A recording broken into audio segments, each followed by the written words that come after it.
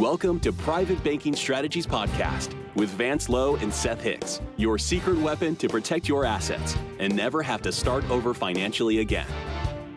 Vance and Seth help high net worth individuals, families, business owners, and investors structure an asset-protected, tax-free fortress for their families.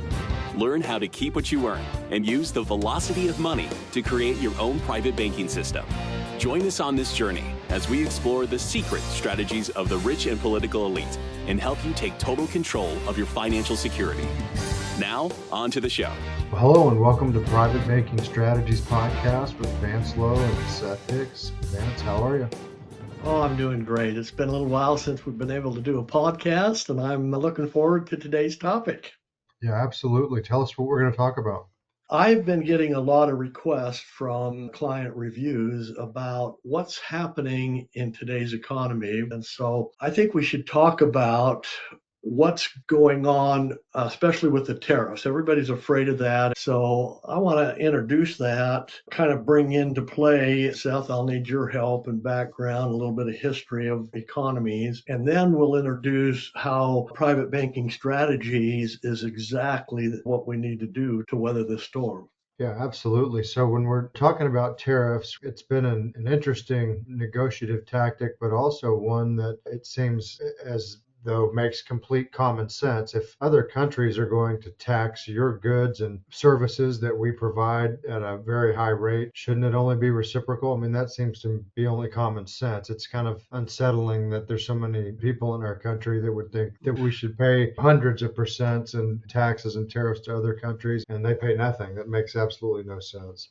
So let's get into this and talk about it a little bit. There's some things that we have to realize. We've been paying very high tariffs on our side, and they haven't. And so prices have come in, and we have been buying a lot of foreign goods at a good price.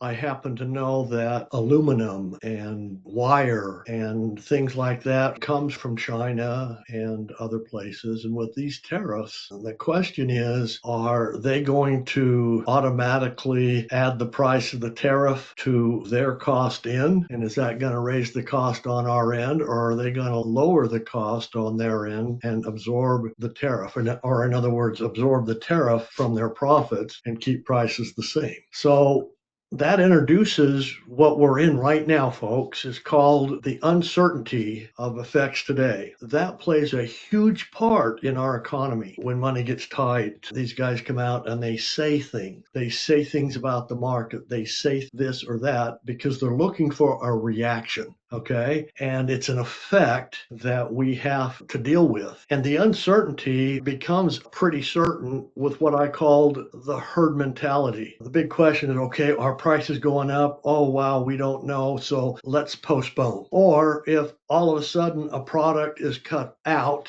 I've got to run to the store and buy all I can get of that product. That means there's a run on it and nobody's going to get it except a few of the first lucky ones. And if people here in the United States would just relax and do their normal thing, they would never feel the crunch. If they want to raise prices, sell and demand is what drives everything. If we think the prices are too high, we don't buy. And if they're going to sell products that have to come in on tariffs, they're going to have to lower prices or something before we buy, or we can make it and deliver it right here in the United States. It may be a little bit higher price. It is what it is, folks, because we've been living a false economy for 20 years now. It's just not real. Even the stock market, in order for it to stay where it's been, has been subsidized by government and our tax dollars into the billions and billions of dollars. So the herd mentality is going to affect what's going on here. If we get scared of a certain product, or if the news comes out and we believe everything we hear and it's gloom and doom, then the herd mentality is going to act accordingly. What do you think about that, Seth?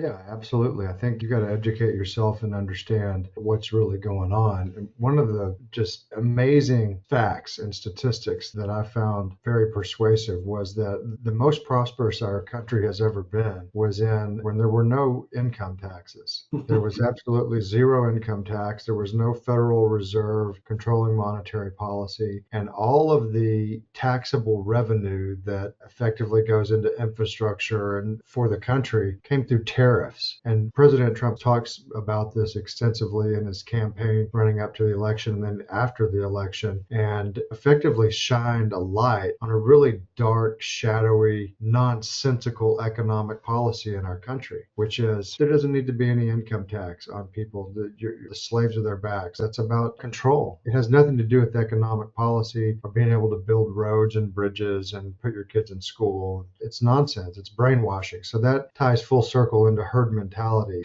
remember I was sitting in a political science class in college, and this professor, this left-leaning leftist professor, and I were debating about taxes. And he was talking to me, what about your roads? And what about this? I'm like, our taxes don't pay for those roads. Those roads, it's a toll road now. I mean, every time you go in the wrong place, they'd send you a bill for $20. So anyway, people need to wake up and understand what real solid policy is and what these tariffs can accomplish and how it really makes no difference when you're a private banker as far as weathering price increases or shortages, or you're in a self-sustaining, self-efficient economy.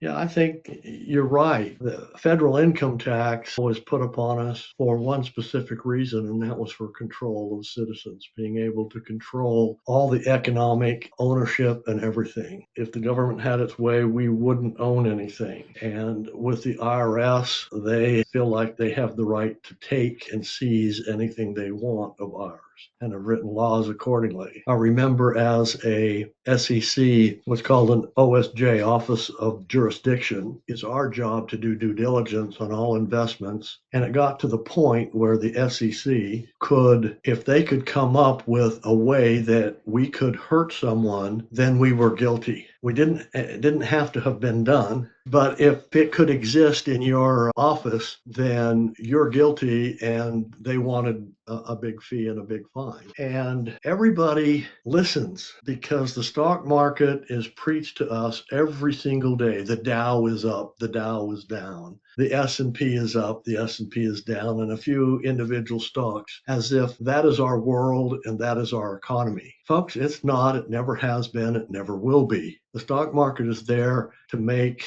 government and stockbrokers money. And a few people who know how to actually work the system, they will make money. But the rest of the people have to lose money for anybody to gain. So is the stock market going up? Guess what we've seen, Seth? In just the last month, we've seen a record plunge. It just plunged in one day, and then it comes soaring back. So we think that if the stock market dives, then our country is in a downspin. If it's up, then everything is okay. But the stock market has never been healthy for a long, long time. And the results you've seen is fictitious because it's been manipulated and propped up. It's not healthy on its own, or at least it wasn't. And everybody's got to come back into a reality. And so is that going to hurt our economy? Is that going to raise prices a little bit? Yes, in the beginning, I'm sure it's going to. The tariffs are going to affect things here in the country. So my question is, and I always ask clients this, do you have money in the stock market?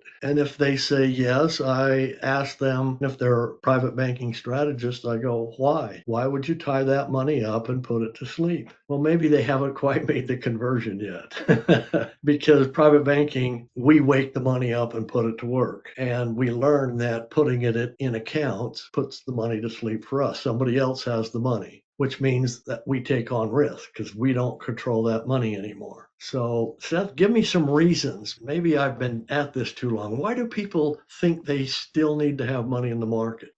Well, a lot of times I think that they're influenced by statistics, which are manipulated in wealth management, and they're unaware of the fees and the actual real return on the investment being much less than what it's being purported to be. Sometimes I think people feel like they're going to miss out on a higher return. Well, I can make 30% with this amazing real estate investment. The reality is that you can't and you don't over time. So those are some possible explanations, but I mean, it's more about breaking herd mentality and actually getting into the nuts and bolts of a superior way to get it done.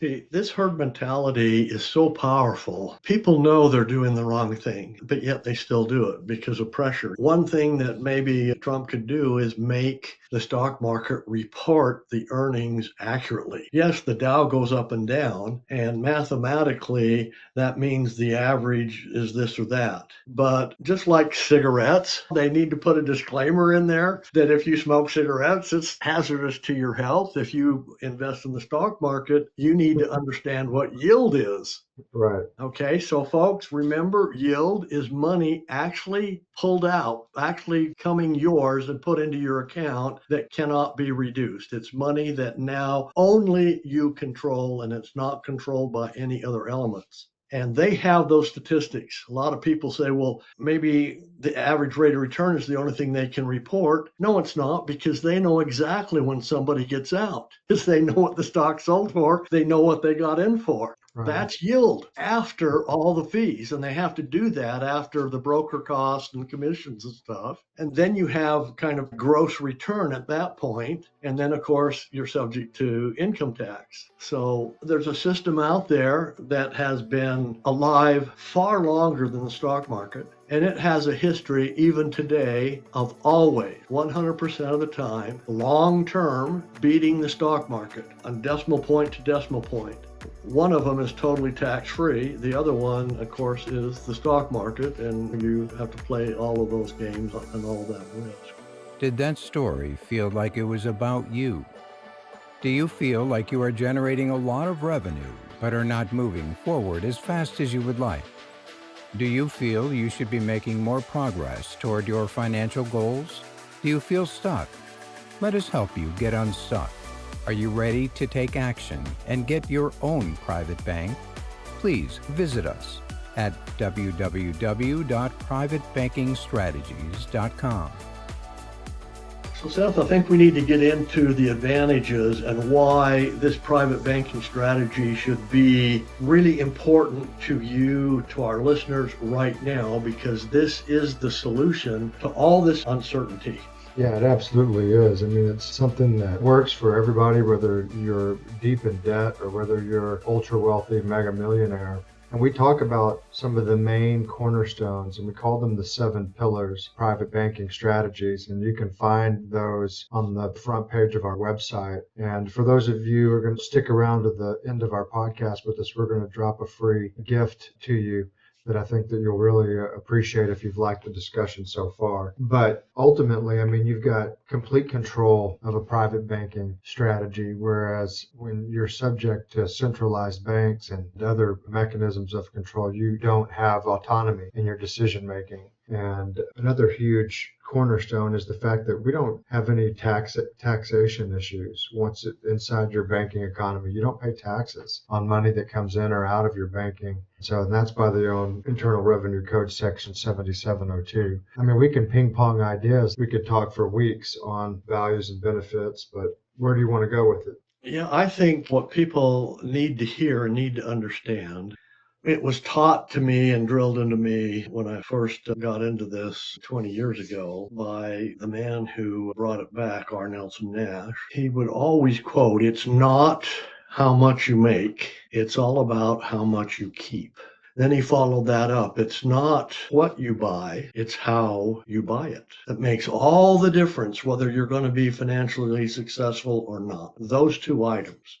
Anybody can do this. Anybody can be independent if they understand how money works. The herd mentality does just the opposite of what you should be doing. Years and years ago, when the stock market crashed, every single day, these accounts went up. Every single day. In 2008, when our economy really went in, these accounts went up, and that gain on that day was locked in. And every day it goes in, those gains are completely locked in. They cannot ever go down. There are guarantees, and then there are profits. This is the way, because you mentioned this earlier, Seth, our economy was the strongest and grew the most before we had income tax, because during that time, it will surprise you, we didn't even have banks. How did people do the banking? This is what we're bringing back. This is it. This private banking strategy was in the United States the second we became independent. These contracts were held with life insurance carriers who were actually formed and created together to perform the banking function and created these contracts. Well, we can still create these contracts with these life insurance carriers and carry on that liquidity. We just have to understand what we're doing, and we need to know that it's a startup, it's a long-term type venue. Everybody has to start on day one. By the time they reach year 5, they just never look back because nothing is better. Nothing will work more. How would you like to beat the stock market net in the actual dollars every single year? Let me give you an example. During periods of uncertainty, these accounts went up. Like we said before, they always go up.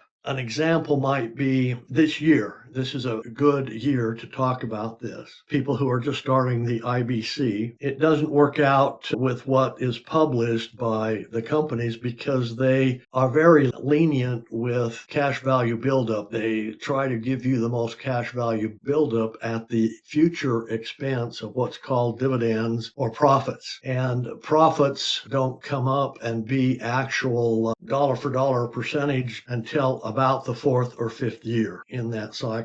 And for instance, I checked all of my accounts except those that I purchased just within the last couple of years, and it's right on the button. I'm getting 4.5% on the old policies guaranteed per day, and on top of that, the dividends this year are 5.5% and 6% dividends. On top of that, we add that together, that's anywhere from a minimum of 9% to 11% tax-free. Stock market has never even averaged that short term. By short term, I mean annually for up to 5 years. That's short term. Okay. They've never sustained anywhere close to that. I know because that's what I used to gauge our money management by, let alone long term. And I was able to see through one of our carriers yesterday, they went through the history of their paid dividends through these type of contracts. And 100 years ago, they were over 4.5%, 5%, and sometimes 6% annual profits, in addition to the dividends. So you owe it to yourself to look into the private banking strategy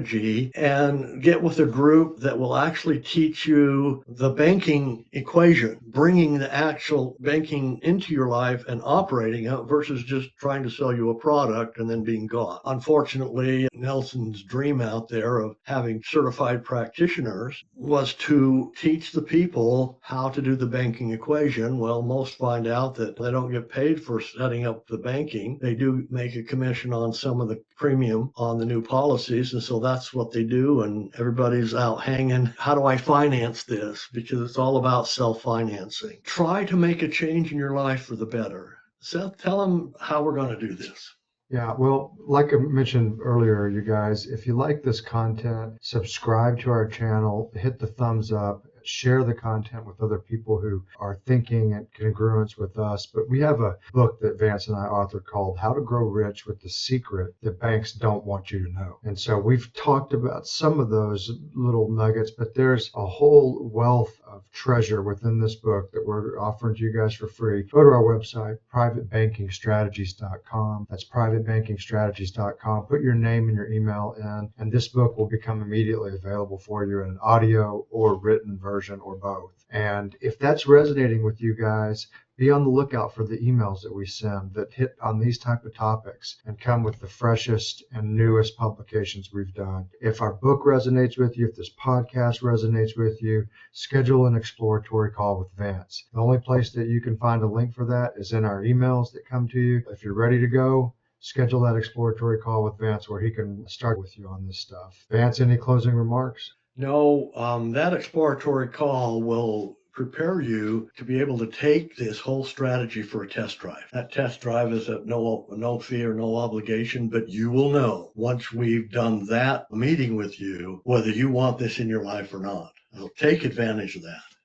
Awesome. Thanks, folks. We'll see you on the next one. All right. Bye-bye. Did that story feel like it was about you? Do you feel you should be making more progress toward your financial goals? Do you feel stuck? Let us help you get unstuck. Are you ready to take action and get your own private bank? Please visit us at www.privatebankingstrategies.com. Thank you for listening to the Private Banking Strategies Podcast. Click the subscribe button below to be notified when new episodes become available.